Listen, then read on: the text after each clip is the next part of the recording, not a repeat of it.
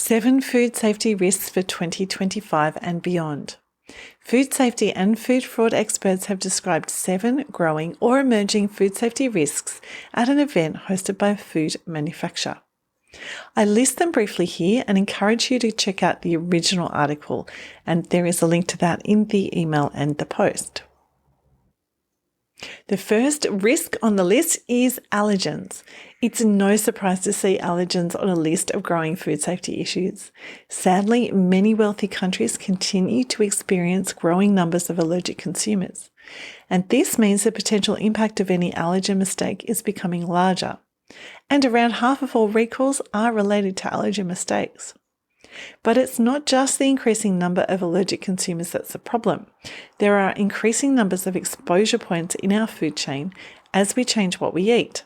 For example, plant-based protein foods and milk alternatives are now using more diverse plant sources, such as pea proteins, which can pose risk to consumers with allergies to other legumes, but are not subject to the same allergen warning labelling rules. Similarly, insect proteins pose potential risk to people who are allergic to crustaceans and seaweed-containing foods, and they are poorly understood when it comes to allergenicity. New food fraud risks.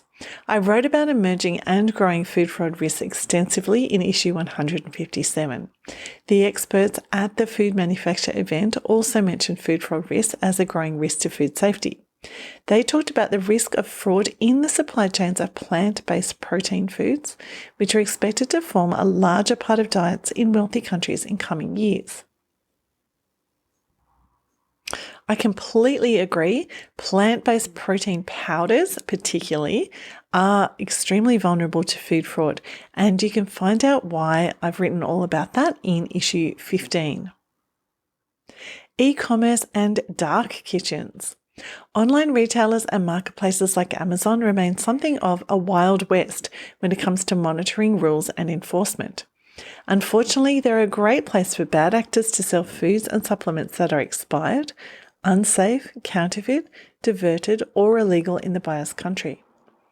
In this week's Food Fraud News, I share how a company that produces dietary supplements for pets has had to recall stock that isn't even their product after they discovered potentially unsafe copies or counterfeits were being sold online. Why is e-commerce a growing risk? Because more and more of us are buying more and more products online.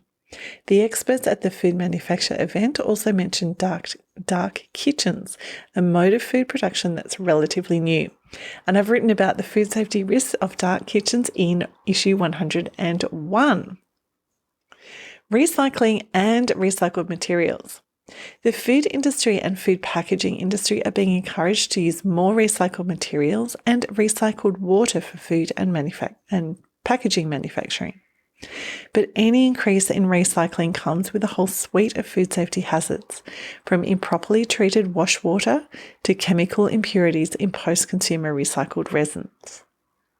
An interesting and unexpected risk from recycling, highlighted by Alison Johnson of Food Forensics at the event, is that some recycled polymers can contain levels of bisphenol A, or bisphenol A, BPA, which used to be considered safe and legal, but are no longer suitable. Cyber attacks and food terrorism. The risk to farms, ranches, and food processing facilities from cyber attacks is growing exponentially, said an FBI agent from the Omaha field office in a recent symposium about threats to agriculture. He also said the threats are evolving. He also said the threats are evolving, becoming more complex and more severe. As we are now more reliant than ever on information technology and cyber systems, we are now also more vulnerable. Climate change.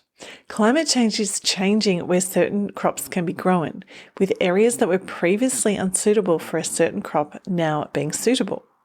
However, when farmers grow a crop that's new to them, their production systems can be more vulnerable to food safety incidents due to immature agricultural controls and a lack of knowledge of food safety best practices. While the food safety hazards won't be new, new places and products will be affected.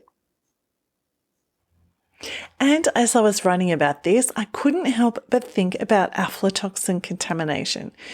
Aflatoxin contamination of grains, nuts, and dried fruit seems to be more commonly flagged in food safety alerts like RASFF, that's the European Food Safety Alerts portal these days. Could it be that areas which used to be too cold or dry for aflatoxin formation are now vulnerable, but that local storage protocols haven't yet changed to reflect the warmer and moister conditions? I don't know, but it's just something to think about in context with climate change. Lack of food safety professionals. It's a worldwide problem.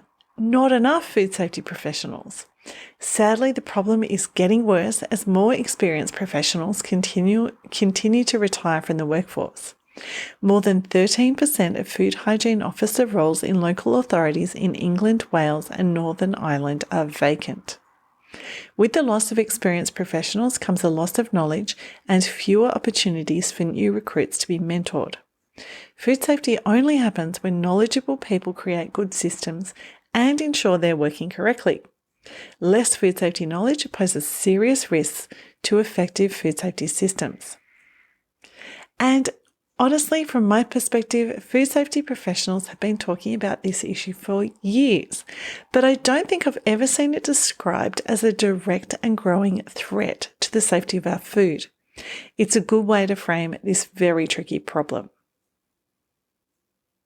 And as always, I've included the source that I've used in this post in the email and in the post. You can access that through the Apple Podcast show notes or the link in the YouTube description. And the main source for this post is an article by Bethan Grills called 7 Major Food Safety Risks and published by foodmanufacture.co.uk.